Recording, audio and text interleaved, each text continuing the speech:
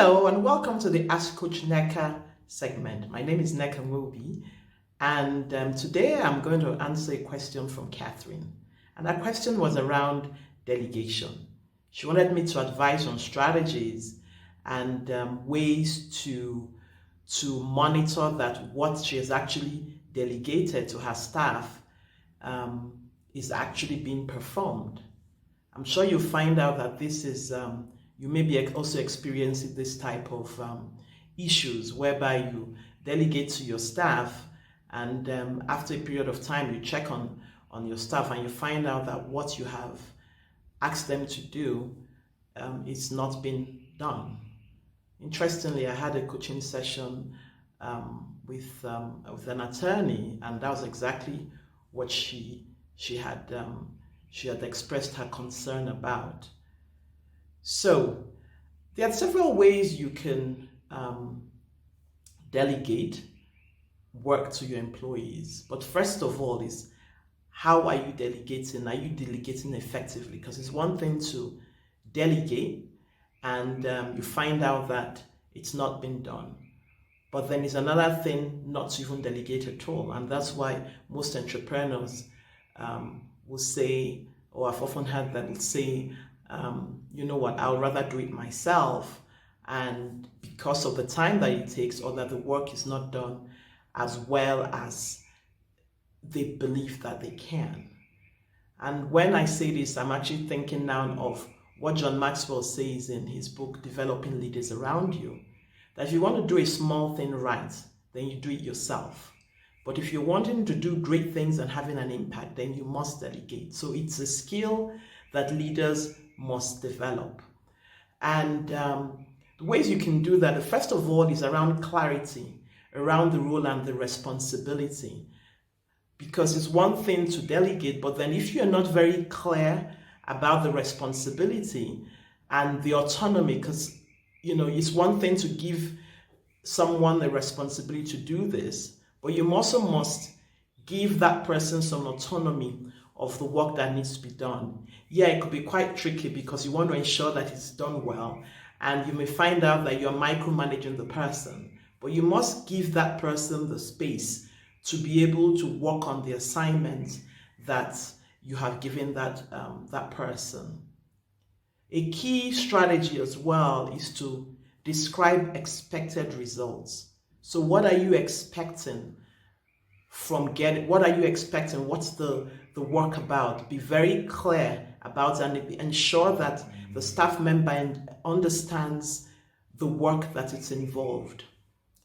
Also, it's not just about doing it, but also explain why is the person doing, how does it fit into the bigger scheme of things, right? So that the person can begin to think about their role, not just doing one piece. And you don't even have to be so detailed, because that person begins to feel a part of the larger goal in itself.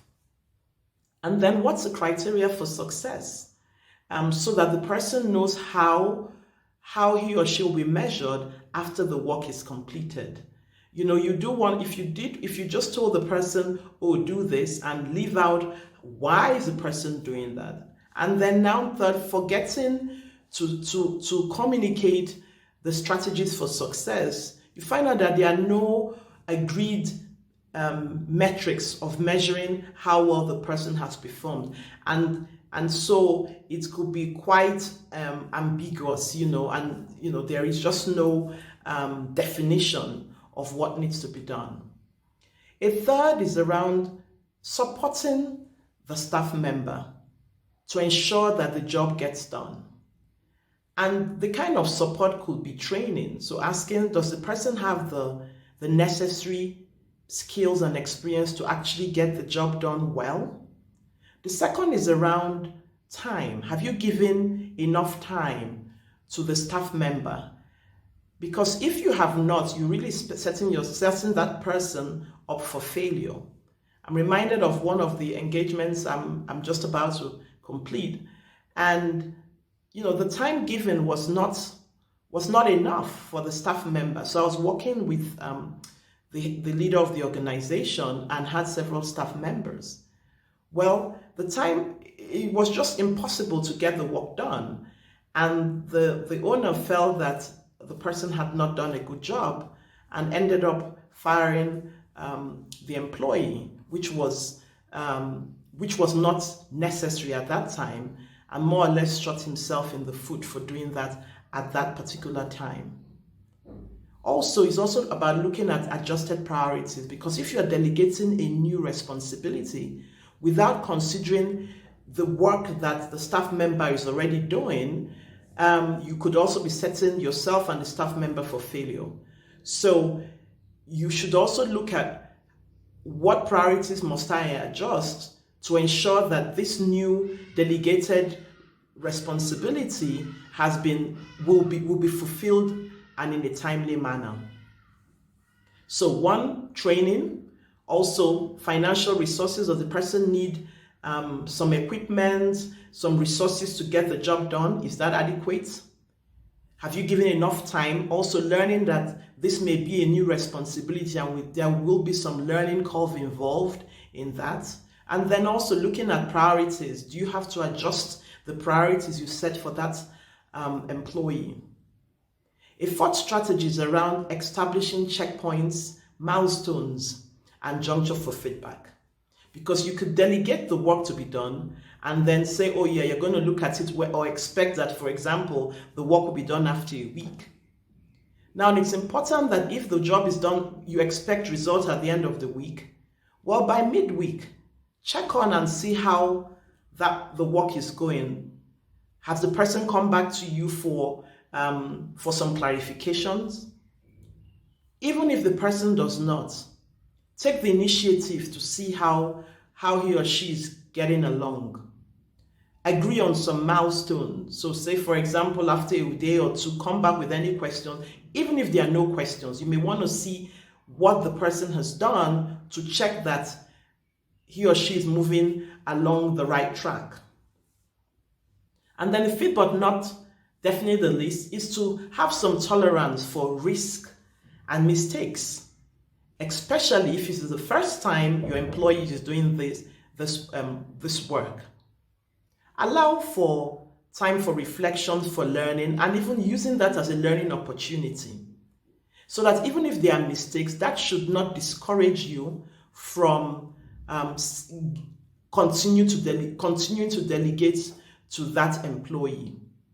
So five strategies I've mentioned. One is around clarity around the role and responsibility. The second is about describing expected results, the what, the why, and criteria for success. 3 is about ensuring you have provided some adequate support to get the job done. The 4th is around establishing checkpoints, milestones, junctions for feedback, and then having some tolerance for risk and mistakes, which is going to be a learning opportunity. So I hope that this response to my question will help you in improving how you delegate to your employees, remembering that for you to do great things and have a greater impact, you just have to learn to delegate effectively. By the way, if you've not subscribed to this channel, click below to subscribe so that you can get notifications of this Ask Coach Nneka when I'm responding to questions, as well as regular vlogs that I will be publishing on this channel. If you have any more questions, also, or if you think of a way that you delegate effectively, I would love to learn about that, and I can also share that as well. And then any other business questions you have, send me an email at askNneka@inspirebusiness.com. Alternatively, just post a comment in the comment section below. While you are endeavoring to build a successful business, don't forget to live a life of significance. Until then, see you later.